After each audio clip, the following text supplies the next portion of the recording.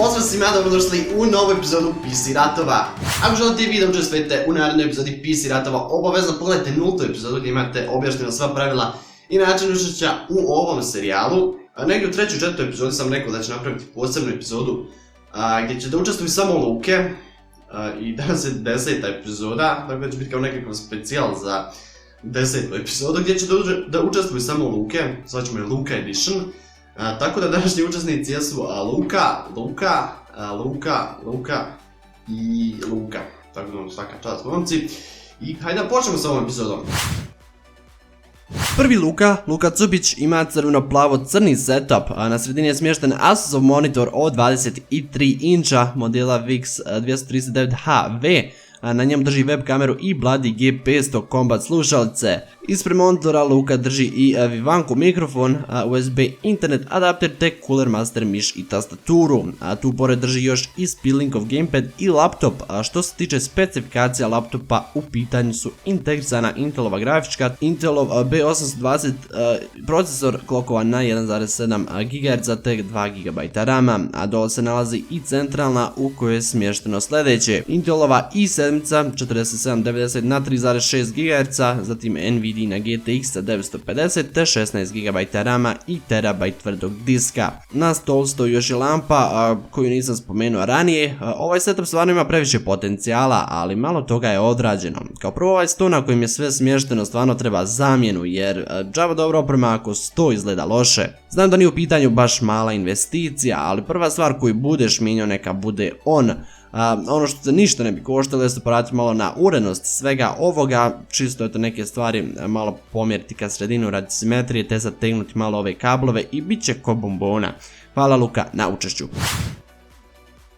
Drugi Luka Ergotić, također ima plavo-crni setup. Na centru drži LG Flatron M2262D monitor na kojim je Logitech C170 web kamera. Ispred Luka drži Gear Up Bluetooth zvučnik, Coca-Cola, a zatim Autospeed Inflector CK104 tastaturu, CM100 Devastator miš na Aurea GMDS podlozi. Desno od monitora nalazi se Biohazard GH2000 slušalce na PHR-u koji služi kao stalak, stvarno fancy nema šta. Na lijevoj strani je opet MS Monster kućište u kojem je Intel Core i5 4460 na 3.2 GHz i to je jedini podatak koji imamo o speksima. To je otprilike to što se tiče ovog setupa, nemam ti ništa zamjeriti jer djeluje dosta fino, s tim da sve to može začiniti nekakvim LED trakama, ali to je opcionalno. Hvala i tebi Luka na učešću. Treći Luka Nikolić ima crveno-crni setup, a na desnoj strani stola Luka drži monitor koji i nije baš naveden. Ispod njega je Samsung HT Q9 kućni bioskop sa zvučnicima, a na njemu još neki nebitni stvarčica. Skroz desno nalazi se LC Power Gaming 976B kućište u kojem je Nvidia na GTX 750 Ti grafa i Intelova i5 4460 na 3.2 GHz. Na lijevoj strani su gamepad i Jetjob JT IOP 002 slušalce. Ispred svega toga nalazi se Marvel Bulls M915 podloga i miš TMS Flipper 2 tastatura. Desno od stola nalaze se još i Lexmark E330 štampač. Ispod stola možemo vidjeti da se Luka baš potrudio oko cable managementa jer to sve stvarno super izgleda. Luka na stolu još ima zalijepljene LED trake koji daju ovo prekrasno crveno svjetlo. Stvarno nemam nikakvih prigovora, možda pokušaj malo sve centrirati i bit će vrh. Hvala i tebi Luka na učešću.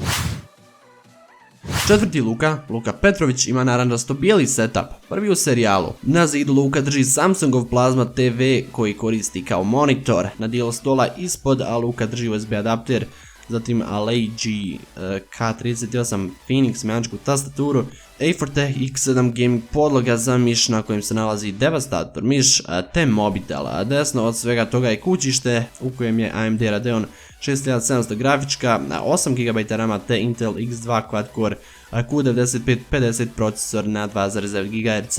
Na stolu, odnosno na centralnoj, se nalaze još i Genius zvučnici te Genius HS G500V slušalce koje ne vidi se baš na fotografijama. Na centralno možemo vidjeti još i upravljač za LED trake koji daju ove fine narančaste tonove, možda još malo da kablove ove središ i ovo bio jedan od najljepših setapa u čitavom serijalu. Hvala i tebi Luka na učešću.